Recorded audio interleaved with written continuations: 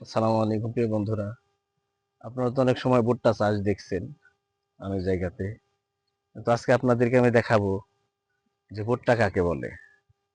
আপনারা দেখতে থাকুন। যে এই যে দেখেন, এক একটা গাছে এমন ভুট্টা আসছে, এগুলো হাইব্রিড জাতের ভুট্টা। খুবই মানসম্মত এবং খুবই ভালো। মানে খুবই কোয়ালিটিফুল এই জাতটা আমাদের কৃষক ভাই চাষ করছে এবং প্রচুর পরিমাণে ভুট্টা হয়েছে এবং মানসম্মত। অনেক ভালো ফলন হয়েছে, খুবই ভালো ফলন। আপনারা দেখুন, এই ভুট্টা চাষটা অনেক লাভবানের একটা চাষ।